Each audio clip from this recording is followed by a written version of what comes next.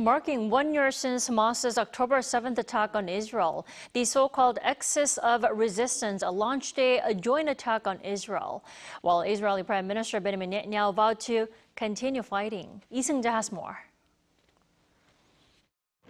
Marking 1 year since the armed conflict between Hamas and Israel began, tensions remain higher than ever as the so-called Axis of Resistance launched joint attacks against Israel. Hamas, Hezbollah, and the Houthis launched a series of airstrikes against Israel on Monday.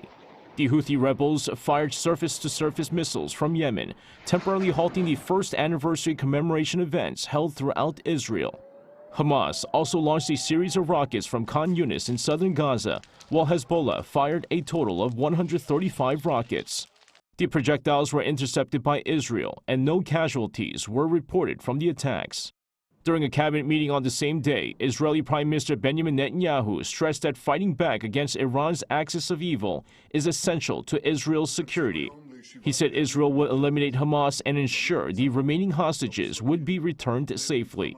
The Israeli leader also vowed to prevent another attack like what took place on October 7, 2023 from happening again. U.S. President Joe Biden and Vice President Kamala Harris marked the first anniversary of the Hamas attack on Israel by issuing statements of support for Israel. Biden stressed that Washington remains fully committed to the safety of the Israelis, the security of Israel, and its right to exist. He also said that the U.S. supports Israel's right to defend itself from the militant groups as well as Iran. The U.S. leader also said the year-long conflict has resulted in many civilian casualties, which he says was due to terrorists hiding and operating among innocent people. Former U.S. President Donald Trump continued his criticism of the Biden administration, saying that the conflict would not have happened if he was still president. Trump also said he would support Israel striking Iran's nuclear facilities in response to Tehran's missile attacks on Israel last week. According to Trump, Israel is entitled to attack.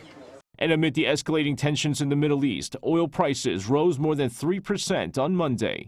Brent crude even surpassed $80 per barrel for the first time since August.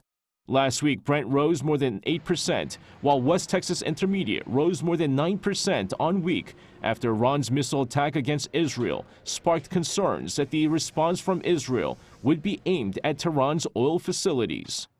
Seung-jae, 아리랑뉴스.